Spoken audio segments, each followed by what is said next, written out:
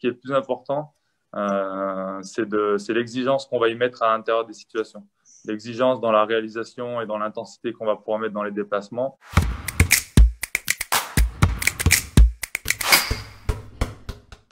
Bonjour, bonsoir, bienvenue dans cette saison 2 des Tips de l'IFRAB. Aujourd'hui, c'est la session 2 et c'est la dernière de l'année 2020. Et pour clôturer l'année, du très très lourd, le joueur préféré de ton joueur préféré, notre monsieur Euroligano, William Hervé. Ça va, William? Salut mon ami, ça va et toi? Ouais, ça va bien, merci. Alors aujourd'hui, tu nous as préparé une petite intervention autour de la passe. Est-ce que tu peux nous expliquer rapidement pourquoi tu as choisi ce thème? Bon alors, j'ai choisi ce thème parce que c'est un sujet phare de notre sport. C'est vrai que le basket, c'est avant tout un jeu de passe. Et c'est vrai qu'on l'oublie peut-être un petit peu trop souvent dans la formation et dans le développement des jeunes joueurs. Même si aujourd'hui le thème un petit peu est un peu plus collectif dans le sens où je vais présenter des situations où on va pouvoir mettre en activité un petit peu tout son groupe. Mais à l'intérieur de toutes ces situations, on va aborder un petit peu les notions techniques, les fondamentaux individuels propres à cette thématique-là. Ok, très bien. Donc c'est une notion qui t'est chère la passe. C'est ça, tout à fait. Avant que je te repasse la parole, je rappelle juste le principe des tips. C'est court, c'est pratique et c'est des mises en situation qu'on peut réinvestir tout de suite dans son entraînement, dans son club, où on veut. Donc je te laisse la parole, William, et puis j'interviens comme d'habitude quand j'ai envie. Ok, ça marche, pas de souci. Bah, du coup, c'est vrai qu'avant de présenter mes exercices, afin d'introduire un peu le thème, bon, vous l'avez compris, on est sur des situations où on va chercher à développer un petit peu le jeu de passe. Et on va beaucoup parler de mobilité, de mouvement. Donc, ça va être un petit peu les maîtres mots de mon intervention. Mouvement du ballon et mouvement des joueurs autour de tout ça. On va être sur des situations qui vont être rythmées avec des répétitions un petit peu dans les fonctionnements. C'est des situations qui vont beaucoup se répéter, beaucoup s'enchaîner.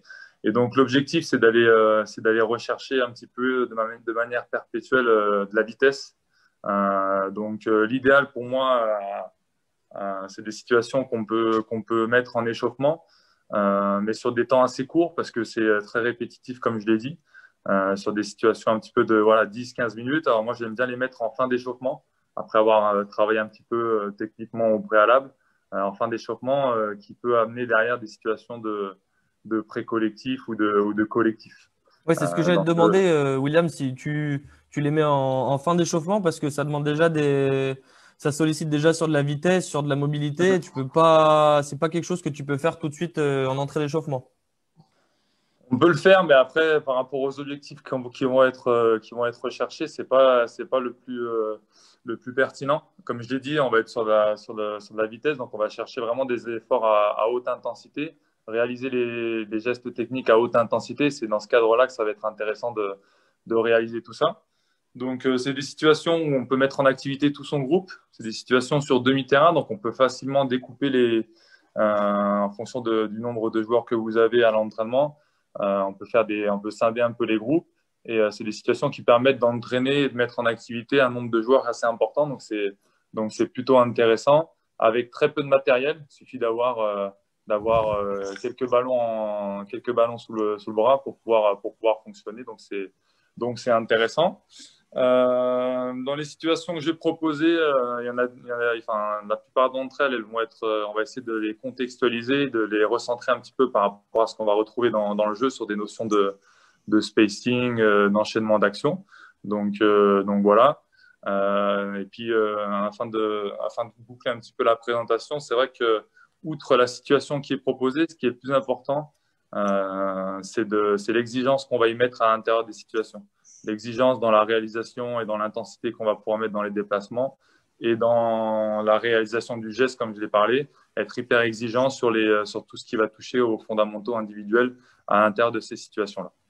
Ok, donc c'est Voilà. des exercices qui font un peu la transition entre la fin de ton échauffement et puis le début C'est ça. du travail collectif que tu vas amener après, c'est ça? En ayant une Voilà, c'est exigence ça. technique au milieu. Donc en fait, on Voilà. travaille Tout à un peu fait. tout, quoi.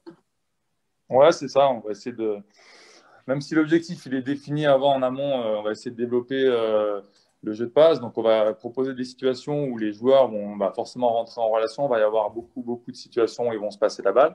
Mais à l'intérieur de ces situations-là, on va essayer d'amener des billes techniques et d'être exigeant sur les fondamentaux individuels. Ok, très bien. Voilà. Donc, je vais présenter, là, je vais switcher la caméra. OK. Donc, sur la première situation que je vous propose, c'est une situation entre guillemets assez scolaire, dans le sens où c'est pas forcément sur cette première situation, comme j'ai dit avant, des déplacements qui vont être vraiment spécifiques dans les notions de spacing et que vous allez retrouver dans le jeu A5. Mais ça va permettre de travailler un petit peu plus de manière, on va dire, analytique, un petit peu les différentes techniques de passe que vous pouvez retrouver dans le basket. Donc, sur la première situation, fonctionner dans celle-là, c'est simple. Il vous faut minimum 5 joueurs. Okay, il vous faut minimum 5 joueurs. Sur le début de la situation, on met toujours minima 2 joueurs dans la colonne qui va débuter dans la course, okay, pour pouvoir fonctionner.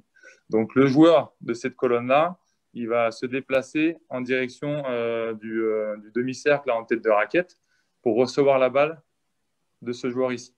Okay, donc, dans le sens de rotation sur cet exercice-là, vous pouvez très bien faire dans les deux sens, mais là, sur la situation qui est proposée, on va recevoir systématiquement le ballon de la droite. Okay, donc, quand je me déplace ici, je vais recevoir le ballon de ce joueur-là, ici, d'accord. Et quand je me déplace, après réception, je vais toujours passer dans la colonne qui est en face de moi, dans la diagonale. OK? Ok, donc Ça c'est marche? ceux qui sont dans la colonne opposée au ballon qui lancent l'exercice. D'accord. Qui démarre sa course et c'est l'exercice qui commence. Voilà, c'est ça. C'est le Ok. joueur qui va démarrer sa course ici, va débuter l'exercice. OK? Donc, va recevoir la balle du joueur qui est à sa droite. OK? Donc, après sa passe, une fois que le joueur là, qui a couru, il a fait sa passe, OK, il va se replacer dans la colonne et toujours se replacer dans la colonne d'où il a reçu le ballon. OK? Ça marche. Et après l'exercice, en fait, il s'enchaîne. Le joueur qui, en premier lieu, a passé la balle, OK, va enchaîner après, à son tour, un mouvement, d'accord, en direction du cœur du terrain. Ok. OK, pour toujours recevoir la balle du joueur qui est à sa droite. OK, et ça, c'est une situation qui se fait un petit peu en continu, d'accord, où dès que vous avez passé la balle, vous allez vous resituer toujours du côté où vous avez reçu la balle. Et puis le joueur qui a passé la balle, après, il enchaîne sa situation pour après recevoir et ça s'enchaîne comme ça en continuité. Ok. Ok, très OK? bien. Donc là, ce qu'on va demander forcément, c'est beaucoup de vitesse dans les déplacements. Beaucoup de vitesse dans les déplacements. On peut travailler tous les types de passes. On peut travailler tous les types de passes qui vont être désaxés. On va essayer de mettre un maximum d'exigence là-dessus. Donc, tout ce qui va être décentrer un petit peu le ballon, sortir le ballon de l'axe du corps. Donc, voilà. On peut travailler également, on peut très bien imaginer enchaîner là, pour ces situations quand on va recevoir le ballon dans cette zone-là. On peut très bien imaginer aussi s'arrêter après la réception du ballon, s'arrêter pour marquer un temps d'équilibre qui est très important dans le basket pour pouvoir après travailler sur des types de passes. On va désaxer, on va coordonner, avancer l'appui, passer la balle avec la même main, etc. etc. Ok. Okay, quoi Et qu'il ça, arrive. tu l'adapterais sur enfin, à partir de quel niveau on pourrait le faire cet exercice? Bon, Est-ce que des U13 pour toi, s'il y a des coachs U13 qui nous regardent, peuvent faire cet exercice? oui, oui, clairement, on peut très bien l'adapter sur une catégorie U13 et puis le faire après sur tout type de public, U13, U15, et puis même sur des niveaux seniors derrière. Ok. Il y a pas de souci. Ok, très bien. Okay. Donc ça, c'est la première. Complexifier un petit peu l'exercice. On peut Attends, William, rajouter. juste avant que tu enchaînes là, combien de temps t'estimes le premier exercice? L'idée, c'est de voir, c'est que les joueurs s'approprient un petit peu, pardon, l'exercice, qu'ils assimilent un petit peu le fonctionnement, les rotations. Donc, on peut très bien le faire une première fois et rester sur ce type de fonctionnement à un seul ballon pour pouvoir un petit peu déblayer tous les types de passes, etc. Mais comme je l'ai dit, il ne faut pas que ce soit plus de 10-15 minutes parce que c'est quelque chose qui est quand même assez répétitif, qui va demander beaucoup d'efforts aux joueurs si jamais vous fonctionnez à 5 joueurs sur un demi-terrain et que par exemple vous avez un groupe de 10-12 joueurs, vous coupez votre groupe en deux, il y a un groupe de 5-6 joueurs qui fonctionnent sur un demi-terrain et l'autre sur l'autre demi-terrain, bah, ça permet d'être beaucoup dans la répétition d'effort, dans la répétition de sprint. Donc voilà, 10-15 minutes grand max, en essayant de ne pas trop s'éterniser sur le même type de passe, etc. Essayer d'évoluer assez rapidement. Et puis derrière, du coup, bah, on fait la transition sur une situation, on va pouvoir rajouter un deuxième ballon. C'est-à-dire qu'il y a deux passages qui vont s'effectuer en même temps. OK, ça marche. Donc, ce qui nécessite un sixième joueur à minima. Donc, on est un sixième joueur à minima, deux joueurs dans les colonnes, là en diagonale, et avec les ballons qui partent dans les colonnes à minima ici. Voilà. Et en fait, vous avez vu, il y a des couleurs. Il y a deux groupes qui vont partir en même temps. Donc, les joueurs. Oui, on t'entend pas très bien là. Il y a un petit souci de son. Est-ce que Ah, ouais, c'est bon, est-ce que ça c'est va revenu. mieux là? Ouais, Ouais. ouais, c'est bon. Je disais, ouais, du coup, il y a les deux joueurs qui sont dans la diagonale, là, qui vont partir en même temps pour recevoir toujours le ballon de leur droite. Okay, si on reste sur le même sens de rotation. Et du coup, les joueurs là, vont être susceptibles de se croiser. Donc, on peut éventuellement les décaler un petit peu dans la course. Mais l'idée, c'est de. Ouais, attends, je vais réguler le micro. Je vais me déplacer toujours pareil dans le même espace. Okay, les deux joueurs vont partir en même temps, ici, et vont recevoir le ballon de leur droite. D'accord. Okay, ça marche. Et toujours passer après dans la continuité. Une fois que j'ai reçu ma balle, je passe dans la colonne qui est face à moi. Okay, et dès que j'ai passé la balle, je reviens dans la colonne d'où j'ai reçu le ballon. Ok. Okay, et puis après, ça va s'enchaîner. Ce joueur qui a reçu la balle, il va enchaîner une passe ici pour après enchaîner derrière. Ok. D'accord. Voilà. Quelle qualité tu vas aller chercher là chez les joueurs-joueuses pour ce type d'exercice là? Ben là, il va falloir essayer de se synchroniser collectivement déjà. Essayer de partir en même temps. L'idée, c'est qu'on synchronise un peu les mouvements. On peut aborder aussi la notion de communication, c'est-à-dire qu'à un moment donné, bah, dans se synchroniser, dans s'adapter, partir en même temps, il faut communiquer. Donc, ça peut être, on peut développer aussi la communication entre les joueurs, ça peut être du verbal, ça peut être visuel, etc. Donc, c'est intéressant. Dans toutes ces situations d'exercice où on va enchaîner les passes, ce qui peut être intéressant pour développer la communication chez les joueurs, c'est par exemple d'appeler le joueur à qui je vais faire la passe. Okay, ce qui va permettre de mettre un petit peu de vie à l'exercice, de donner pas mal de rythme et de créer un petit peu une dynamique de groupe qui peut être intéressante dans les enchaînements d'actions. Ok, très bien. Voilà pour la première situation. Ces deux exercices là, donc le premier et celui que tu viens de nous proposer, tu les fais enchaîner directement toi à l'entraînement. Ouais, ça peut, comme je dis, ça peut être une évolution. Donc, une fois qu'on maîtrise un petit peu la situation, si vous voyez que vos joueurs sont en maîtrise un petit peu du fonctionnement, eh ben, on peut assez rapidement passer à deux ballons. Et puis, de toute façon, toujours travailler un petit peu le même type de passe en privilégiant quand même les notions un petit peu de jeu des accès dans les transmissions de balles. Ok. Voilà. Du coup, sur la deuxième situation que je vais vous proposer, c'est une situation qui est complètement différente, où là, on va clairement contextualiser un petit peu les espaces de jeu. Les points, enfin les zones qui sont bleues sont juste présentes sur le schéma là pour que vous arriviez à définir et puis à visualiser un peu les espaces dans lesquels vous pouvez jouer. Aujourd'hui, j'ai mis quatre espaces arrière. On peut très bien imaginer la situation avec simplement trois espaces, un dans l'axe et deux à 45 degrés. Okay, l'idée de cet exercice, c'est de rajouter la notion de prise d'information. D'accord, dans le fonctionnement et dans le placement de l'exercice, vous avez des joueurs qui vont remplir à chaque fois des spots qui sont démontrés là par les petites zones bleues. OK, et dans la première situation, donc on va commencer avec un ballon. Donc là, dans la situation, c'est ce joueur qui a la balle. J'aurais pu très bien mettre n'importe quel joueur qui est dans une zone bleue avec la balle. L'idée, c'est de passer la balle. D'accord, de passer la balle. Et dès que j'ai passé la balle, je coupe au panier pour aller me placer dans la zone de non-charge. Vous voyez, il y a des joueurs qui sont en attente. Okay, dès que le ballon bouge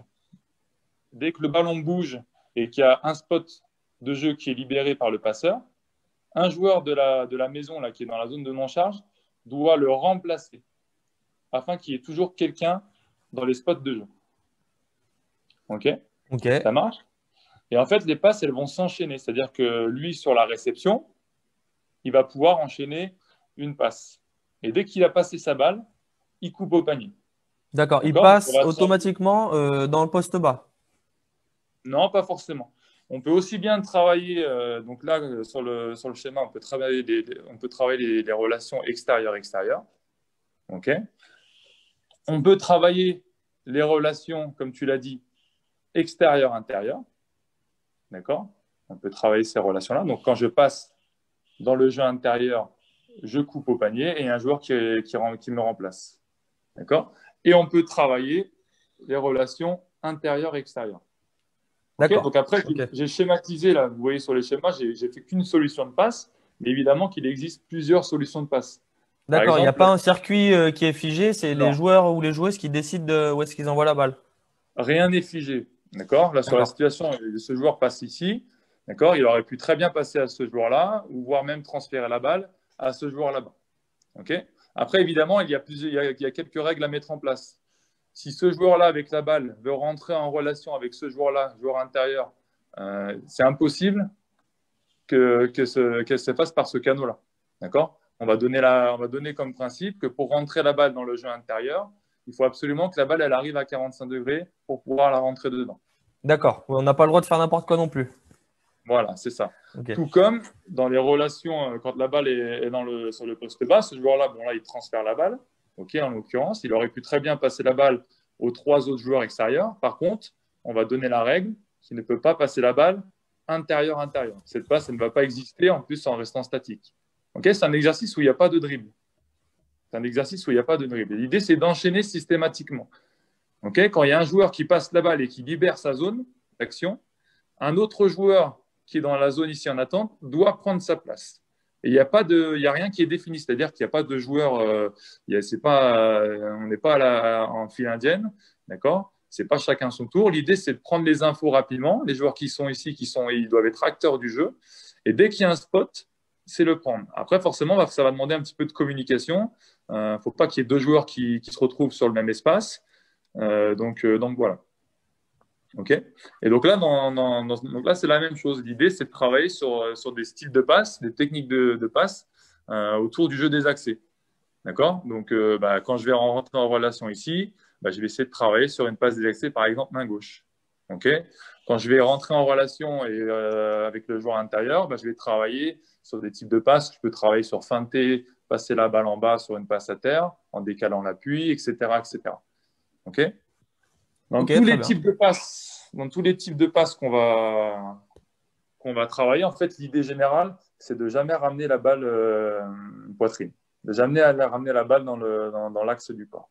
Okay, c'est toujours travailler sur des attitudes où voilà, je vais réceptionner la balle, regarder dans le couloir de jeu direct, se mettre dans des attitudes, pourquoi pas de feinter la balle puis de passer après, travailler sur des attitudes où on va être vraiment dans des postures de joueurs, quoi, de joueurs et D'accord. acteurs. Oui, c'est Okay. la petite modification par rapport à l'exercice précédent, c'est que là, en plus, tu commences à rajouter des attitudes de jeu, quoi. Ouais, clairement, clairement. On peut très bien imaginer, très bien donner comme consigne que le joueur qui réceptionne la balle sur un spot extérieur, il soit d'abord attraper, feinter le tir, et puis après essayer de passer dans sa feinte de tir sans ramener la balle en bas. Donc peut-être travailler sur des passes, pourquoi pas aussi, passes au-dessus de la tête. Ok, et puis après enchaîner les actions. Ok, donc c'est un exercice où, euh, où vous pouvez rentrer avec un seul ballon, c'est-à-dire que vous mettez un seul ballon en jeu le temps que, c'est toujours pareil, quoi. Quand des joueurs ils vont un petit peu découvrir l'exercice, le temps qu'il se passe un petit peu au fonctionnement, aux enchaînements d'actions, j'ai passé, je coupe, il y a un joueur qui rééquilibre, etc., etc., pour toujours remplir les espaces de jeu, jamais laisser un espace qui est libre. Donc les joueurs ils vont toujours être en action parce que les espaces elles vont s'enchaîner, je vais couper, je vais m'arrêter, puis après je vais réenchaîner, etc., etc. Ok, donc voilà. Et l'évolution sur cet exercice-là, c'est de mettre deux ballons. Ok. D'accord? C'est de rajouter un deuxième ballon. Donc là, sur cet exercice, quand vous rajoutez deux ballons, c'est vrai que ça pulse. Ça pulse, donc c'est des situations, si on demande vraiment de l'intensité dans les déplacements, dans les transmissions de balles, etc. C'est des situations où, voilà, au bout de 45 secondes, une minute, si vous avez 10-12 joueurs sur la situation là, ça peut impacter. Et l'idée, c'est de garder toujours, comme j'ai dit en amont, c'est de garder toujours cette notion d'intensité, de vitesse dans les déplacements, pour pouvoir réaliser derrière des gestes techniques à haute intensité. Donc là, bah, sur la situation ici, on peut, avec les mêmes règles, c'est-à-dire que tous les joueurs extérieurs entre eux peuvent rentrer en relation. Donc, je peux passer à n'importe quel joueur extérieur quand j'ai la balle à l'extérieur des 3 points. Okay. Si je veux passer dans le jeu intérieur, bah, systématiquement, il faut que j'arrive à envoyer et à amener la balle à 45 degrés pour pouvoir rentrer en relation. Si je veux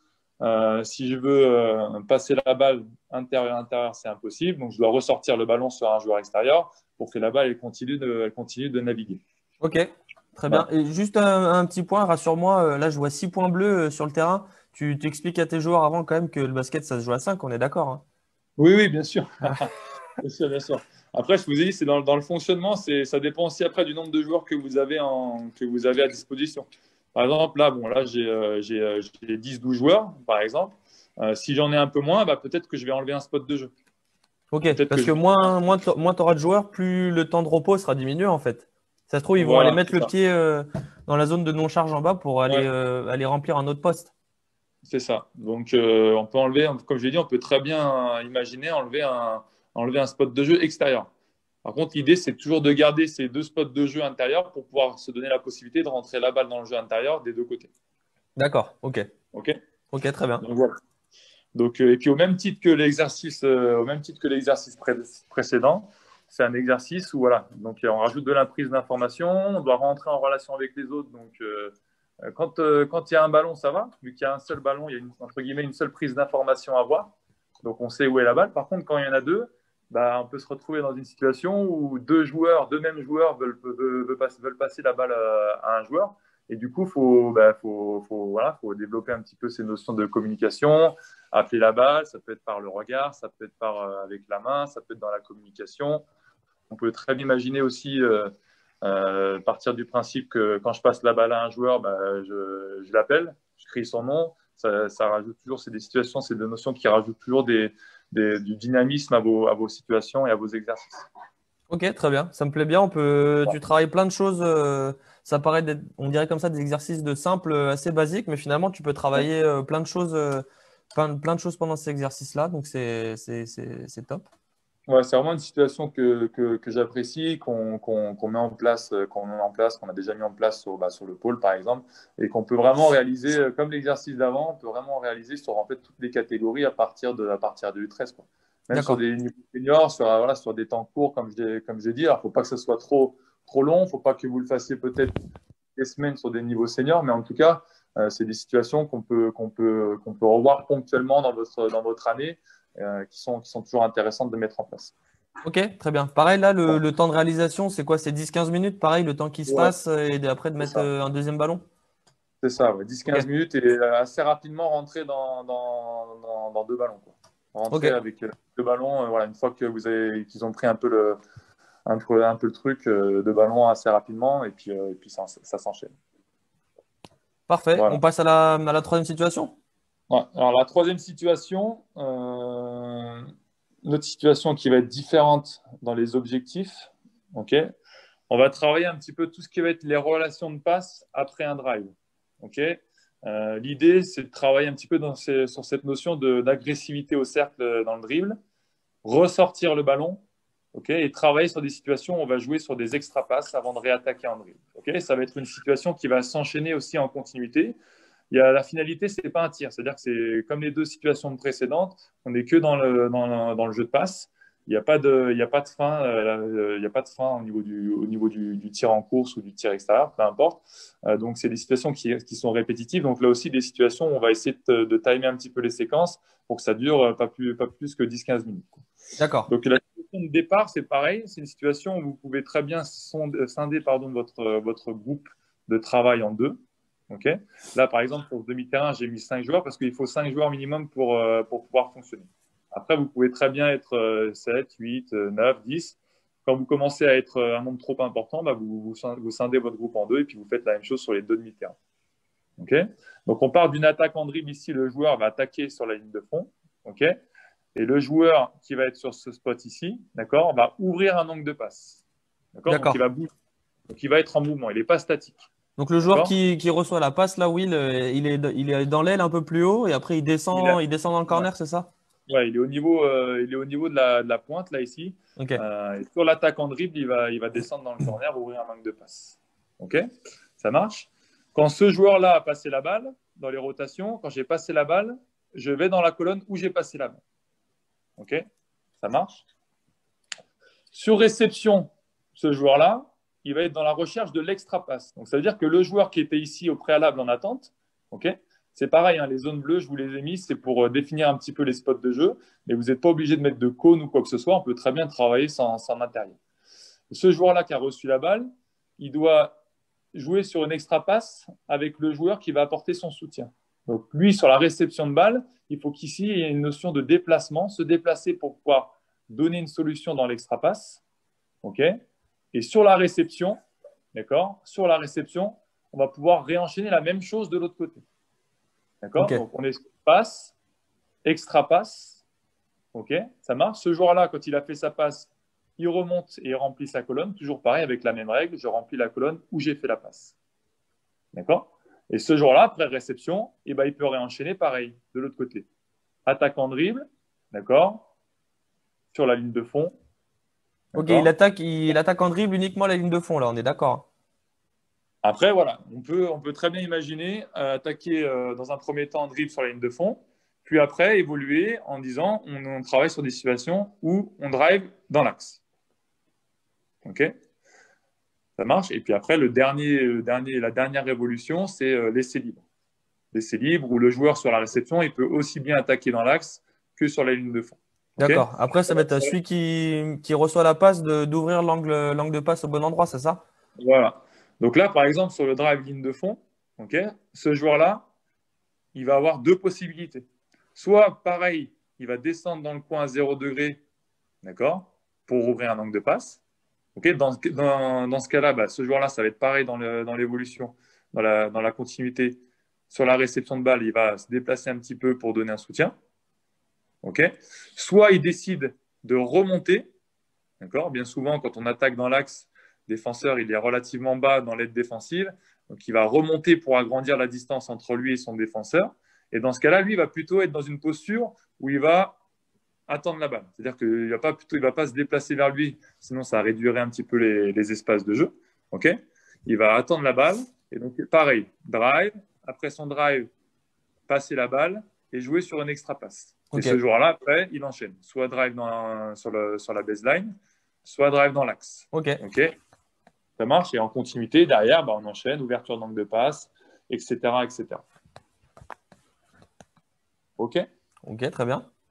Donc, sur cette situation-là, ce qui est important, outre ces notions de travailler sur ressortir la balle et jouer sur les extra passes, c'est mettre de l'exigence, comme je l'ai dit en préambule, sur la qualité. Sur les fondamentaux. Okay, on va demander aux joueurs qui drive systématiquement d'aller chercher l'agressivité au cercle, ça c'est évident, mais de travailler sur s'arrêter pour passer la balle. Ok, ça c'est un thème que tu imposes sur cet exercice-là. Ça, c'est une constante, surtout sur les catégories jeunes. Okay, on a des joueurs voilà, qui sont en pleine formation. Il faut qu'ils apprennent à s'arrêter et à être équilibrés dans ce qu'ils font. Okay, donc là, sur toutes les situations de drive, on va leur demander de s'arrêter, de s'arrêter, de se fléchir, de prendre du volume dans l'arrêt pour pouvoir après jouer et rentrer en relation avec le joueur qui a ouvert un angle de passe. Donc sur toutes les situations de passe, on est dans le même fil rouge que depuis le début. On va demander des situations où on va décentrer la balle du corps. Donc on peut imaginer travailler sur des passes des accès main gauche, main droite. On peut travailler sur des passes au-dessus de la tête. Okay, on peut y associer du travail d'appui pour ouvrir un angle de passe qui va être meilleur. Okay. Tous les joueurs qui vont recevoir la balle sur les ouvertures d'angle de passe, c'est la même situation, c'est la même chose. C'est-à-dire que dans la réception, on peut travailler sur fin de tir, par exemple. On peut les mettre sur des attitudes où on doit rentrer dans son tir, être agressif dans le tir. Okay, fin de tir et travailler sur l'extra passe. Et sur l'extra passe, on va demander pareil de ne pas ramener la balle poitrine, plutôt de travailler sur attraper, passer, donc sans redescendre le ballon, sans perdre de temps, tout de suite sur ces notions de jeu des accès. Donc on va travailler, on va développer pas mal de choses, ce qui va favoriser et ce qui va améliorer, on va dire, la vitesse des transmissions de balles. Ok, Voilà. très bien. C'est pas un peu frustrant là de recevoir l'extra passe tout le temps et de ne pas pouvoir tirer? C'est ça. Je pense que c'est frustrant. Je peux le comprendre. Après, c'est vrai que c'est une situation qui est vraiment, comme je l'ai dit, hein, c'est une situation qui est rythmée, qui est très répétitive, où il n'y a pas forcément une finalité de tir. Après, on peut très bien imaginer que, par exemple, si on a, j'en sais rien, moi, si on a 10 joueurs, si on a 10 joueurs à disposition, ok, il y a un premier groupe qui passe et quand on a fait un transfert de balle et un deuxième transfert de balle, le joueur qui est en bout de chaîne sur la dernière extra passe, il prenne un tir, par exemple. Ça peut être une solution. Ok. Et puis après, il y a 5 autres joueurs qui se mettent en place, qui font la même situation. Et en fait, on alterne comme ça 2 équipes qui passent l'une après l'autre. Et puis, on peut très bien avoir la finalité peut-être du tir à 3 points. Ça peut être une solution, ça peut être une évolution. Ok. Pourquoi pas. Ok, je sais Après, que comme je dis, tu. voilà, Vas-y, vas-y. excuse-moi, c'est des situations qui doivent être courtes. Parce que, comme tu l'as dit, c'est des situations où il n'y a pas forcément de finalité dans le tir. Donc, voilà, une fois que vous avez fait ça à pleine intensité pendant 10 minutes, c'est vrai que, voilà, comme j'ai dit, c'est une situation qui va venir en complément d'un échauffement que vous avez fait au préalable, qui va amener derrière votre jeu de préco, qui va mettre un peu votre groupe en éveil sur les notions d'importance dans se transmettre le ballon, se faire bouger la balle, etc. etc. Donc, c'est plus, Ok. les objectifs sont plutôt ciblés par rapport à ça. Je sais que Est-ce que tu cette Ouais. situation, je sais que tu l'as déjà mise en place au pôle à Mm. Lyon. Est-ce que Ouais. derrière, quand tu es passé dans du jeu du 5-5, du vrai jeu, Mm. est-ce que tu as noté une bonne transition qui s'est effectuée entre là, cet exercice de passe et est-ce Mm. que tu as pu retrouver un peu ce genre de mouvement quand tu es passé dans Mm. le jeu? Après, je ne sais pas si c'était la chance ou autre, mais c'est vrai que dans la situation dont tu parles, la séance qu'on avait faite autour de ça, j'avais trouvé vraiment intéressant derrière, on avait fait une situation de jeu à 3, dans cette notion d'agressivité dans le dribble, la volonté de bouger sans ballon, de donner des solutions, et quand le ballon ressortait, d'apporter un soutien pour pouvoir jouer sur des extra-passes et faire bouger un petit peu la défense. Et on avait vu effectivement des situations intéressantes, donc après, je dis pas que c'est l'exercice miracle, mais en tout cas, ça permet un petit peu d'entretenir tout ça et puis d'explorer un peu ces notions de partage, quoi. Ok. En tout Donc, cas, quand tu passes de cet exercice-là au jeu, tu gardes vite les automatismes que tu viens de faire. Donc, peut-être que des c'est fois, ça. ça se fait un peu tout seul et que bah, ça marche, quoi. Donc, clairement, cette situation, je pense que c'est une situation qu'il faut mettre en place juste avant de jouer, quoi. Voilà. Même si c'est que sur 5 minutes, à pleine intensité, ça peut être intéressant, là, histoire de monter un peu dans l'échauffement et puis de préparer aussi les joueurs sur des efforts spécifiques basket, on va dire. C'est intéressant. OK. Je voulais présenter du coup juste la petite évolution pour rentrer encore un peu plus dans contextualiser. L'idée, c'est de faire la même chose. Donc après, pareil, libre à vous de les faire driver soit dans l'axe, soit dans la ligne de fond, soit leur donner le choix. Mais l'idée, c'est de rajouter un joueur qui va être en défense, qui va être partenaire. Ok. Ce joueur-là, son rôle, ça va être d'intervenir sur tous les drives. Ok. D'intervenir sur tous les drives. Systématiquement, on va le faire partir dans la zone de non-charge. Ok. Et on va lui dire, dès qu'il y a un joueur qui drive et qui vient en panier, ok, ben, tu interviens. Donc, tu vas sortir de ta zone de non-charge pour venir apporter une aide défensive, simuler une aide défensive. Ok. Et donc, lui, dans Ok. son comportement au niveau de la passe, forcément, bah, ça va donner du sens à pourquoi je m'arrête. Donc, il y a un joueur qui vient en aide, donc je dois m'arrêter. Je dois m'arrêter pour passer la balle. Est-ce Et qu'il a du le coup, droit on va, de gêner la passe aussi, le défenseur? bien sûr, bien sûr. L'idée, pour lui, c'est le défenseur. L'objectif, c'est de toucher la balle. D'accord. Donc, ça va impliquer pour le joueur qui est porteur de balle de trouver des solutions dans décentrer la balle du corps pour passer, dans travailler peut-être avec ses appuis pour pouvoir rentrer en relation avec le joueur qui va être dans le corner. Ok. Et sur toute la séquence, c'est le même défenseur, hein. Voilà, sur On est toute la d'accord. Ok. séquence, le même défenseur. Donc après, c'est pareil, on peut imaginer des rotations, on peut imaginer très bien mettre un joueur, pourquoi pas en attente ici. Et dès que ce joueur-là a fait, par exemple, je sais pas, il a intervenu deux fois en défense, ben, il y a un switch qui s'effectue et puis ça s'enchaîne comme ça. Ok. Dans son replacement, lui, la seule consigne, dès qu'il a intervenu en aide défensive, donc la balle, après, elle va bouger ici, elle va revenir ici pour que lui, il attaque en dribble. ça va être de se resituer. À chaque fois, il repasse par la zone de non-charge avant de jouer et avant d'intervenir sur l'aide défensive. D'accord. Ok. Et donc, du coup, là, ouais, comme j'ai dit, voilà, ça permet vraiment de mettre en situation, de donner du sens à pourquoi je m'arrête, pourquoi je descends entre le ballon du corps, puisqu'il y a un défenseur. Donc voilà, et puis on travaille vraiment en situation avec une opposition qui va être aménagée, certes, mais qui va ouais, donner du sens à ce qu'on fait derrière. Ok. Mais en amoureux du beau jeu que t'es obligé de faire du jeu derrière là et de réinvestir ce que tu viens de voir sur cet exercice, non? Clairement, clairement. Nous, voilà, sur le pôle, pour donner un petit peu un ordre d'idée, c'est des situations qu'on va faire beaucoup le jeudi. Puisque le jeudi, souvent, on est sur des entraînements autour voilà, du pré-collectif, dans le jeu rapide, dans le jeu réduit, un peu plus tard dans l'année, dans le jeu à 4 et à 5. Et du coup, c'est des situations qu'on met, voilà, qu'on met assez régulièrement en place, au même titre que d'autres situations, pour pouvoir justement favoriser, connecter aussi les joueurs entre eux, pour avoir derrière des retombées positives dans ce qu'on va voir dans le jeu à 2, à 3, à 4 ou à 5. Ok. Donc si vous le mettez en place le jeudi où le thème se rapproche plus du jeu réduit et puis du jeu normal, c'est quand même pas un hasard que tu fasses cet exercice avant quand même. Donc Non, non, clairement, ça rentre dans une logique, on va dire, de séance, dans la construction de la séance qu'on a imaginée en tout cas. On essaie de trouver des petits exercices comme ça qui va nous permettre derrière d'être ouais, le plus efficace, de préparer en tout cas au mieux les joueurs à remplir l'objectif de la séance, de la séquence derrière. ok. Donc Voilà, tous les coachs qui nous regardent, tu leur conseilles de repartir sur du jeu direct pour frustrer personne et pour pratiquer le beau jeu que tu aimes tant. c'est ça, ce serait un peu la suite logique. Tout à fait, tu as raison. Ok, d'accord. Bah, merci beaucoup, Will.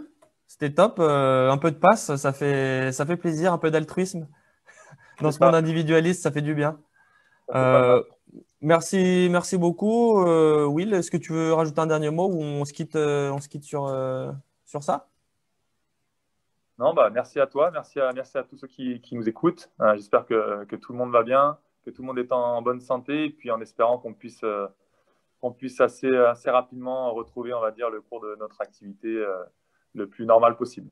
Voilà. C'est vrai, Will, tu as raison. Merci à toutes et à tous. On se retrouve l'année prochaine pour un épisode au mois de janvier, deuxième jeudi de janvier, comme d'habitude. En attendant, prenez soin de vous et à très bientôt. Ciao, Will, à bientôt. Salut Lucas, à plus. Salut, ciao.